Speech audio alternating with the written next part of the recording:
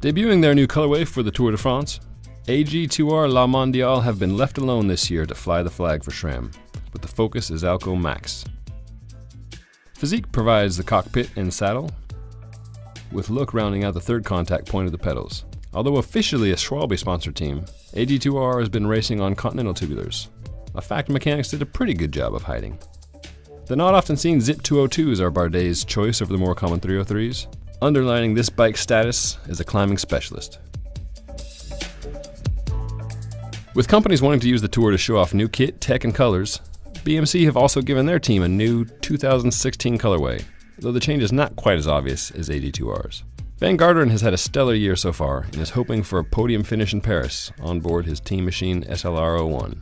We spoke to BMC mechanic Ian Sherburne, who was keen to point out that everything on this bike is as standard and stock as possible. We try not to get too trick with things because that's sort of old bike shop saying, trick parts, trick problems.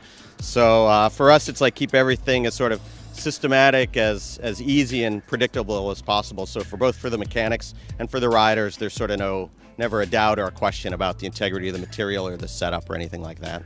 Van Garderen has opted for comfort over weight with the padded Physique Aliante VSX saddle, which has a heavily sculpted cutout. Another somewhat rare sight are the spacers beneath the 3T stem, further demonstrating TJ's desire for comfort while racing. Touted as the ultimate do-everything bike, the Pinarello Dogma F8 that Chris Froome is hoping to ride to glorious victory has proven that it can handle itself in the high mountains as well as the hustle and bustle of the sprints. Aside from the pretty standard setup of Shimano's Dura-Ace Di2, C50 wheels, Pro Finishing Kit, and Physique Antara saddle, the only customizations that we spotted were the stripped-down climbing shifters positioned on the right side of the handlebars, and Froome's preferred asymmetric chainring setup. Details are scarce at the moment, but we also spotted this prototype stage's power meter, because there's no better way to test a prototype than at the sharp end of the world's biggest race.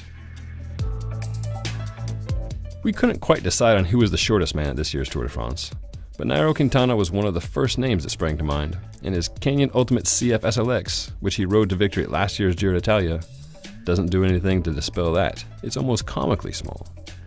His 41 centimeter wide alloy handlebars hang low enough that the drops are level with the Continental rubber that's glued onto the glossy Campagnolo Bora Ultra 50 wheels. We're pretty sure Physique would have given Quintana a brand new saddle, but he's obviously attached to this well-used and battle-weary Antares.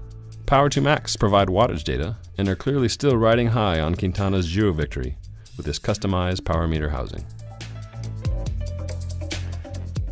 No top 5 of the best climbing bikes would be complete without Alberto Contador's specialized S-Works tarmac. Contador's tarmac has a suitably exclusive paint job, ensuring his domestiques can easily find him on the lead up to the high mountains. Interestingly, Contador has opted for a mechanical group rather than the pro favorite electronic Di2. FSA provide the chain rings and reliable finishing kit. Power measuring duties are taken care of by the costly but ultra reliable SRM, with a low profile Pro Logo saddle to keep the overall weight down.